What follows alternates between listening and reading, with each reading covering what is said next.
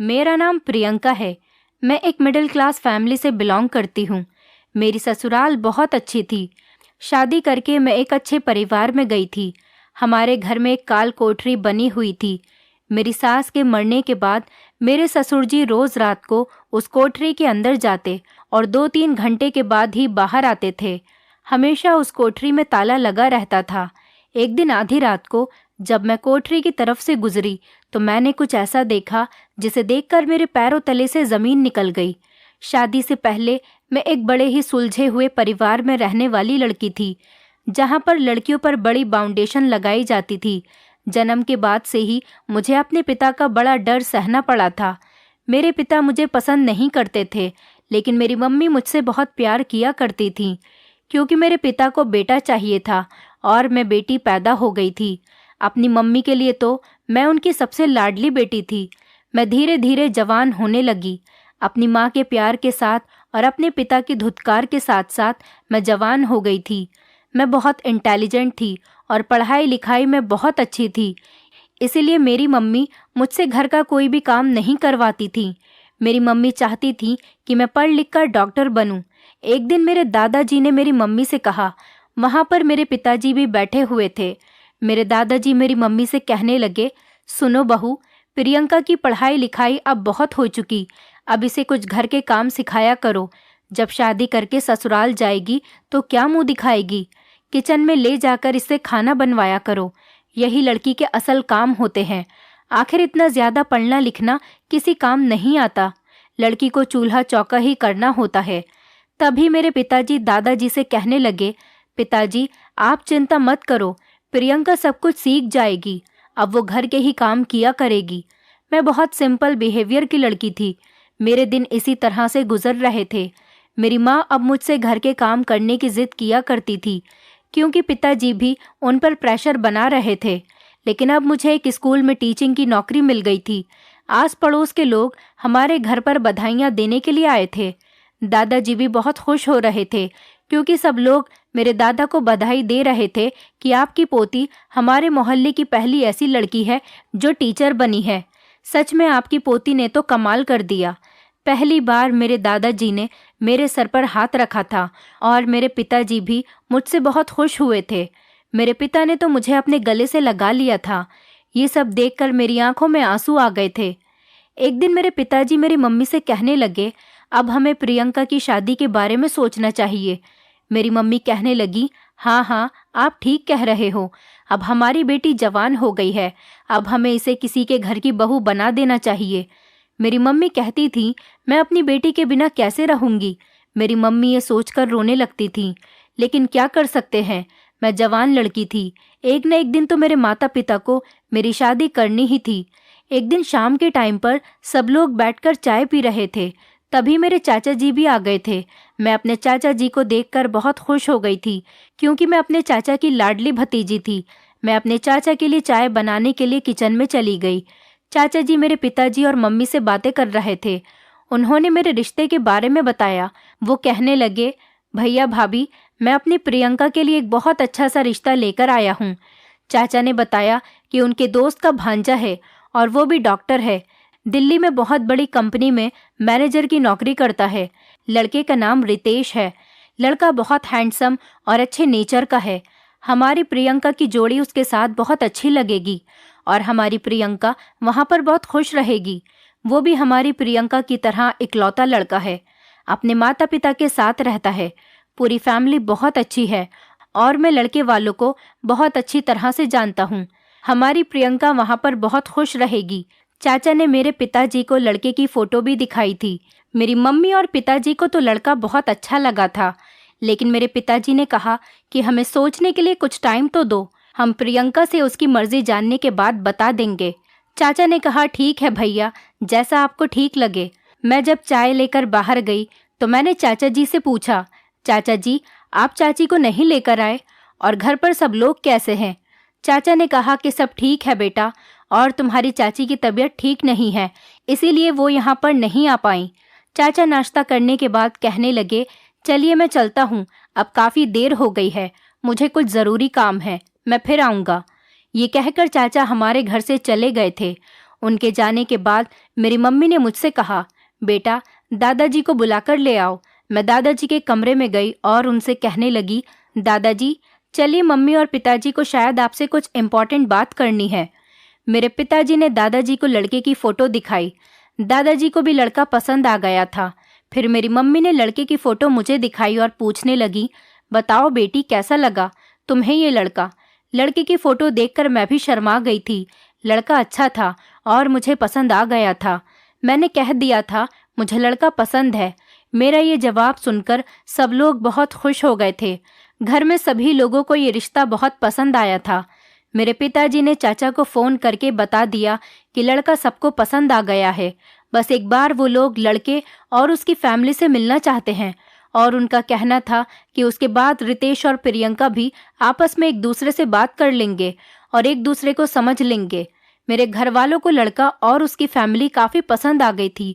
उसके बाद रितेश की और मेरी भी मीटिंग करवा दी गई थी। हम दोनों ने आपस में बातचीत करने के बाद अपनी अपनी फैमिली से हाँ बोल दिया था। हम दोनों की फैमिली ने आपस में बातचीत करके शादी की डेट भी फिक्स कर दी थी। हमारी शादी की डेट 1 महीने बाद की फिक्स हो गई थी और हमारे घर में शादी की तैयारियां भी शुरू हो गई थी। सारी तैयारियां हो जाने के बाद धीरे धीरे शादी का दिन भी आ गया था। मुझे शादी के जोड़े में तैयार देखकर मेरी माँ की आंखों में आंसू आ गए थे, क्योंकि मेरी माँ मुझसे बहुत प्यार किया करती थी। मेरे पिताजी और दादा भी बहुत खुश थे, क्योंकि आज उनके घर की बेटी की शादी थी। इस तरह सारी रस्में रिवाज कंप्लीट हो जाने के बाद मेरी और रितेश की शादी भी हो गई थी। मेरे पिता ने मेरी शादी खूब धूमधाम से की थी, किसी चीज़ की कोई कमी नहीं छोड़ी थी। और मेरे ससुराल वाले भी हमारे घर जब बारात लेकर आए थे तो हमारे घर का सारा इंतज़ाम देखकर बहुत खुश हो गए थे। अब टाइम आ गया था मुझे इस घर से विदा करने का। मेरे पिताजी ने पहले मुझसे ज़्यादा प्यार तो नहीं किया था, लेकिन वो मेरी विदाई पर बहुत रो रहे थे और मेरी माँ का तो रो रो कर बुरा हाल हो गया था। दादाजी की आंखों में भी आंसू आ गए थे। मुझे अपने परिवार का इतना ज़्यादा प्यार देखकर बहुत अच्छा लग रहा था और मैं विदा होकर अपनी ससुराल चली गई।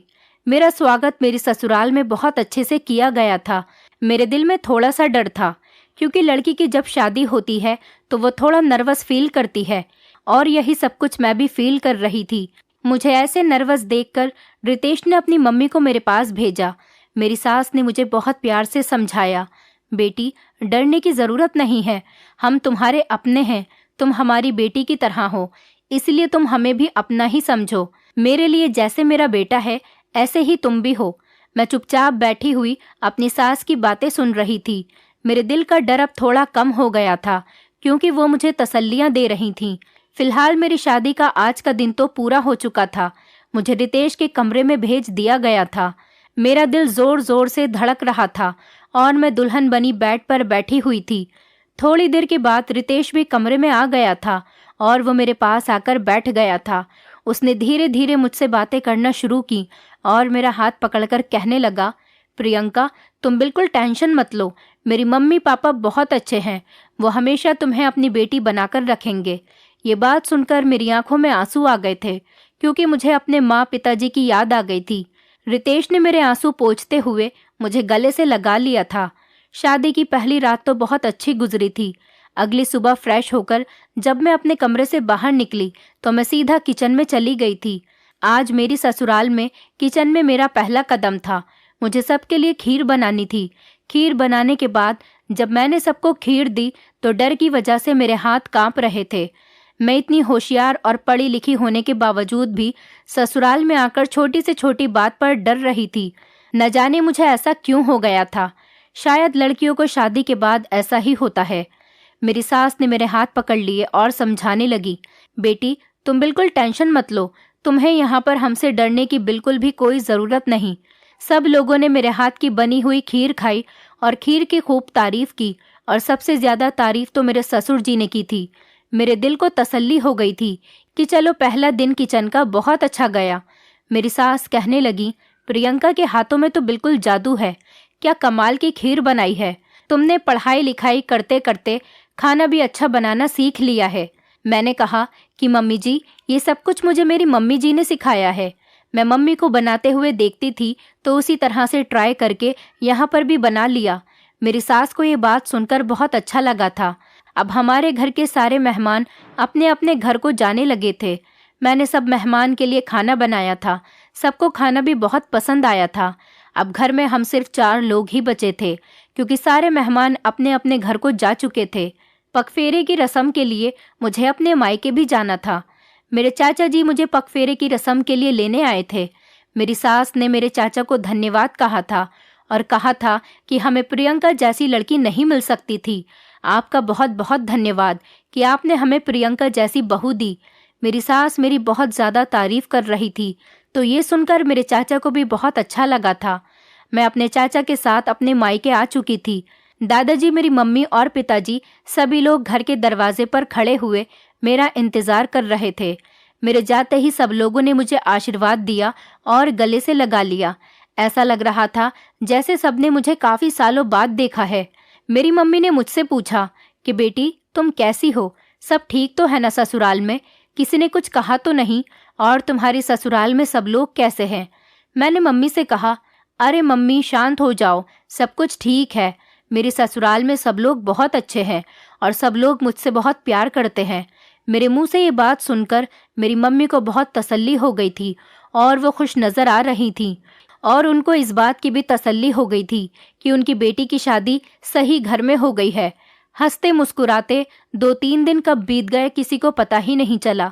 मेरा पति मुझे लेने के लिए मेरे घर पर आ गया। मेरी फैमिली में सब लोग रितेश से मिलकर बहुत खुश हुए थे और उसके बाद मैं अपने पति के साथ घर वापस आ गई थी। इधर ससुराल में अपनी बहू को देखकर सब लोग बहुत खुश हो गए थे। मेरी सास कहने लगी, बेटी, सब लोग घर पर कैसे हैं? तुम्हारी मम्मी कैसी हैं? दादाजी कैसे हैं?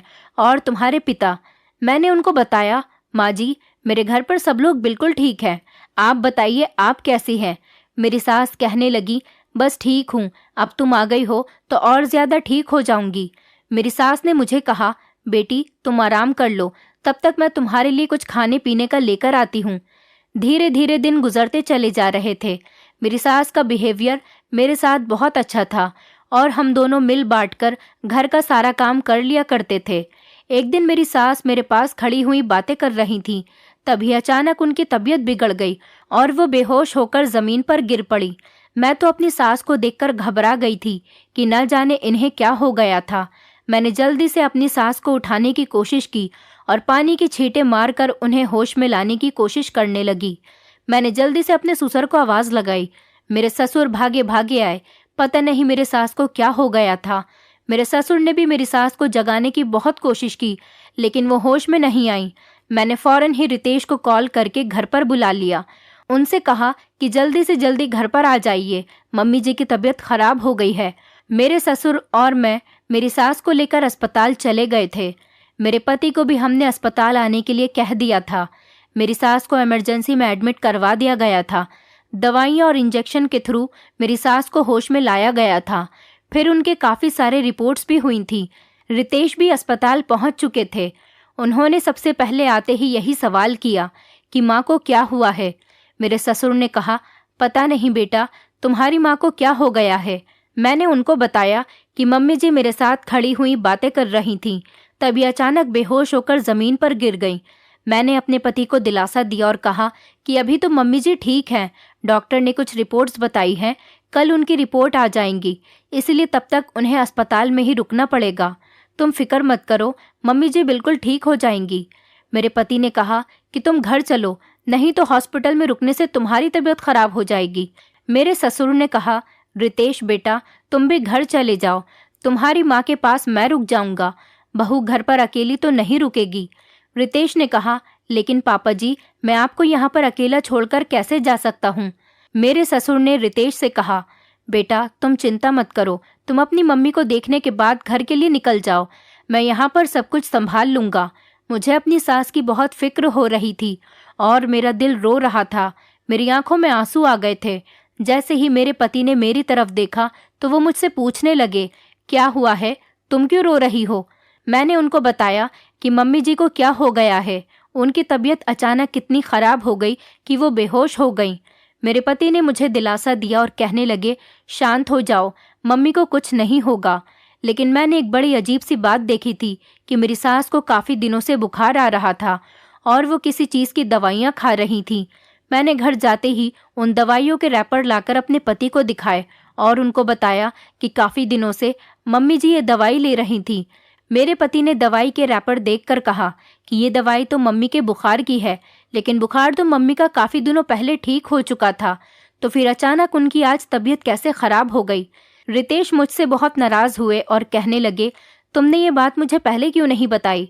मैंने रितेश से कहा कि मुझे माफ़ कर दो, मुझे नहीं पता था कि मम्मी जी किस चीज़ की दवाई खा रही हैं। और फिर मुझे लगा कि शायद तुम्हें इस बारे में पता होगा। मुझे नहीं पता था कि ऐसा भी कुछ हो जाएगा। मैंने रितेश से कहा, रितेश तुम परेशान मत हो, मैं जा रही हूँ हॉस्पिटल। मम्मी जी की रिपोर्ट्स आने वाली होंगी और उनका ख्याल रखना भी बहुत ज़रूरी है। पापा जी वहाँ पर अकेले हैं, अस्पताल में किसी औरत का होना भी ज़रूरी है। रितेश कहने लगे, मैं भी चलता हूँ तुम्हारे साथ। मैंने कहा, नहीं, आप ऑफिस से आए हो, आप आराम करो, जैसी भी बात होगी मैं आपको फ़ोन पर बता दूंगी। मैं हॉस्पिटल आई तो मेरे ससुर जी बैठे हुए थे। मेरी सास की रिपोर्ट्स भी आने वाली थी। डॉक्टर ने पूछा कि आप कौन हैं। मैं आगे बढ़ गई और कहने लगी, ये मेरी सास है। जी बताइए। तो डॉक्टर ने मुझे अपने केबिन में आने के लिए कहा। मैं डॉक्टर के केबिन में चली गई थी। जब डॉक्टर ने मुझे बताया कि आपकी सास को कैंसर है और ये फाइनल स्टेज पर है, ये सुनते ही मेरे पैरों तले से ज़मीन निकल गई थी कि आखिर मेरी सास को इतनी बड़ी बीमारी थी। डॉक्टर ने मुझसे पूछा, क्या आप लोगों को कभी भी कुछ पता नहीं चला। मैंने डॉक्टर को उन दवाइयों के रैपर्स दिखा दिए जो मेरी सास लिया करती थी। अभी जब मैं घर गई थी तो मुझे इस बात की याद आ गई थी, इसीलिए मैं दवाइयों के रैपर अपने साथ लेकर हॉस्पिटल चली आई थी। उन्होंने मुझे बताया कि आपकी सास को इस बारे में पहले से ही पता है कि उन्हें कैंसर है और ये दवाइयाँ कोई नॉर्मल दवाइयाँ नहीं बल्कि कैंसर की ही दवाई है। मुझे यकीन नहीं आ रहा था कि मेरी सास को कैंसर है और ये बात वो अच्छी तरह से जानती थी, तो उन्होंने इस बारे में अपने घर पर किसी को क्यों नहीं बताया। मैंने पीछे पलटकर देखा तो डॉक्टर के केबिन के दरवाजे पर मेरे ससुर खड़े हुए सारी बातें सुन रहे थे। उनके पैरों तले से भी ज़मीन निकल गई थी और उनकी आंखों से आंसू निकलने लगे थे। मैंने अपने ससुर को दिलासा दिया और उनको चेयर पर बैठाया। मैंने उनको समझाया कि प्लीज़ पापा जी, आप परेशान मत हो। अगर रितेश को ये बात पता चलेगी तो वो भी बहुत ज़्यादा परेशान हो जाएंगे। मम्मी जी ठीक हो जाएंगी। मेरे ससुर कहने लगे, बहू मुझे झूठा दिलासा मत दो। मुझे नहीं पता था कि तुम्हारी मम्मी अकेले अकेले ही इतना सब कुछ झेल रही है। वो मुझे भी तो सब कुछ बता सकती थी। उसने कभी हमें एहसास तक होने नहीं दिया कि वो कितनी बड़ी बीमारी से जूझ रही है। मैं अपनी पत्नी से बहुत प्यार करता हूँ। वो मुझे छोटी से छोटी बात बताती है, फिर उसने मुझसे इतनी बड़ी बात कैसे छुपा ली। मैं एक अच्छा पति नहीं बन पाया। देखो, मैं तुम्हारी मम्मी का ख्याल नहीं रख पाया। मेरे ससुर ये बात कह रहे थे और बुरी तरह से रो रहे थे। मैंने अपने ससुर को समझाने की बहुत कोशिश की कि आप शांत हो जाइए, क्योंकि रोने से आपकी भी तबीयत खराब हो जाएगी। अगर मम्मी जी ने आपको इस तरह से देख लिया तो वो बिल्कुल टूट कर रह जाएंगी। हमें मम्मी जी के सामने मजबूत बनना पड़ेगा, जिससे उनके जीने की इच्छा बढ़ सकेगी, जितने भी कुछ दिन और हमारे साथ बिता सकेंगी। मेरे ससुर ने कहा, प्रियंका, इस बारे में तुम रितेश को कुछ भी मत बताना। वो मेरा इकलौता बेटा है, वो इस सदमे को बर्दाश्त नहीं कर सकेगा।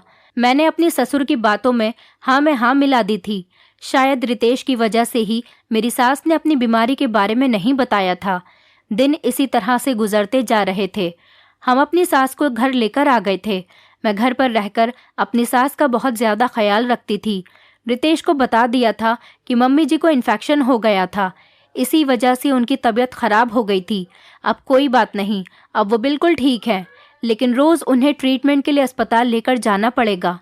रितेश बेफिक्र होकर रोज़ ऑफिस चले जाते थे और रोज़ घर आते ही मम्मी जी के बारे में पूछते हैं, मम्मी की तबीयत कैसी है, आज उन्हें कुछ हुआ तो नहीं था।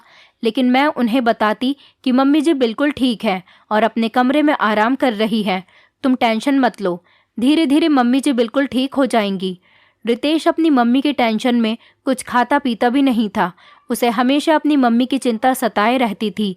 मम्मी जी की भी तबीयत तो खराब ही रहती थी, लेकिन ना जाने मेरे ससुर को क्या हो गया था कि वो हमारे घर में बनी कोठरी में जाते और वहां पर 2-3 घंटे गुजार कर ही वापस आते थे। मेरे ससुर रोज रात को ऐसा ही करते थे। रोज रात के 12 बजे के बाद कोठरी में चले जाते और रात के 3 बजे या 2 बजे ही उससे बाहर निकलते थे। मेरी सास अपने कमरे में अकेली सोती रहती थी। एक दिन रात के 3 बज रहे थे और मुझे प्यास लगी तो मैं किचन में पानी लेने के लिए जाने लगी। मैं कोठरी के पास से ही गुजरी थी कि मुझे किसी के बोलने की आवाज़ आ रही थी। मैंने कान लगाकर बातें सुनने की कोशिश की तो कोठरी के अंदर से मेरे ससुर के बोलने की आवाज़ आ रही थी और उनके साथ साथ किसी और औरत के बोलने की भी आवाज़ आ रही थी। ये सुनकर तो मैं हैरान रह गई थी कि अंदर से कोई औरत बोल रही है और मेरे ससुर भी अंदर मौजूद हैं। मैं बड़ी परेशान हो गई थी कि मैं क्या करूं। तभी तो रोज़ मेरे ससुर कोठरी के अंदर जाते थे और 2-3 घंटे गुजार कर वापस आते थे, लेकिन अंदर कौन था ये मैं नहीं जान पाई थी।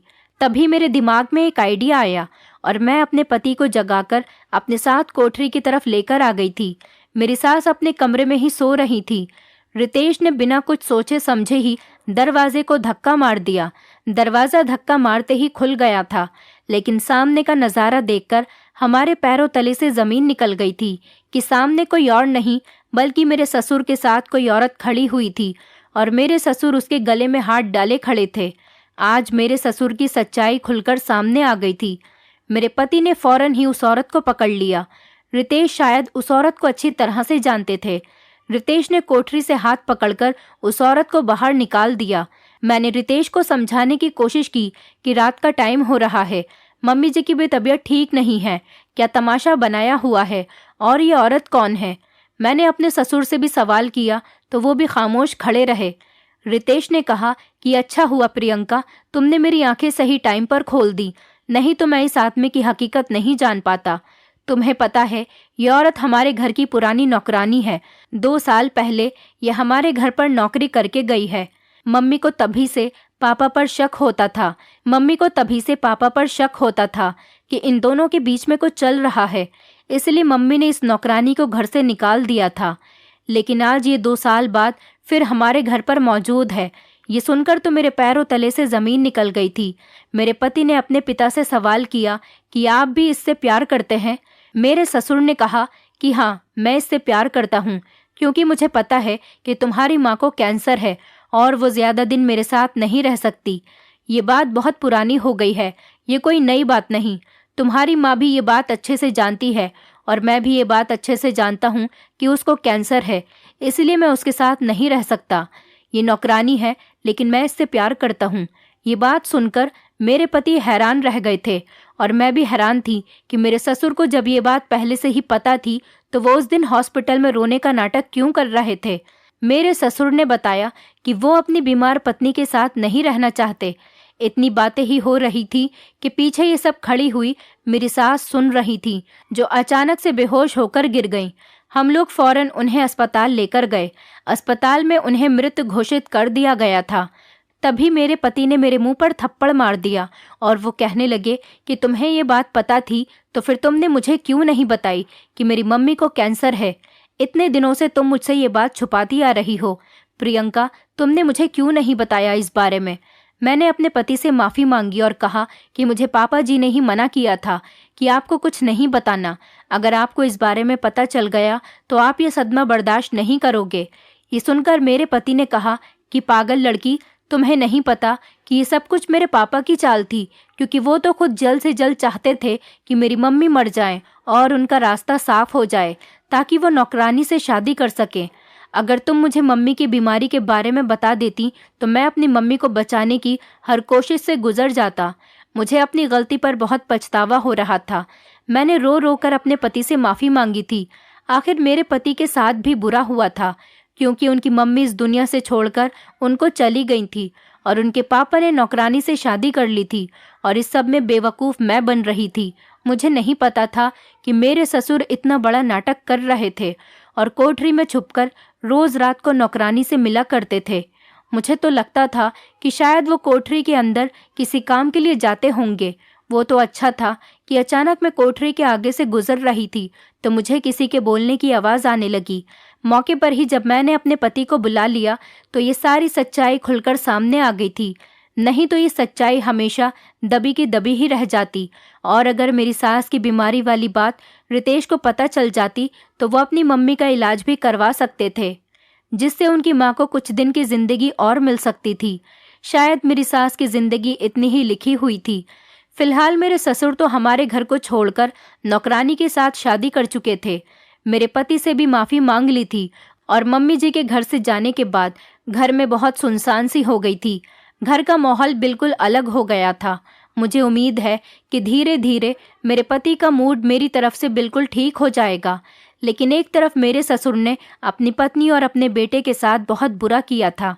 दोस्तों, उम्मीद करती हूँ आपको हमारी कहानी पसंद आई होगी। कहानी पसंद आई है तो वीडियो को लाइक करें, चैनल पर नए हैं तो चैनल को सब्सक्राइब करें और हाँ, नोटिफिकेशन बेल को ज़रूर दबाएं ताकि अगली अपडेट सबसे पहले आपको मिले।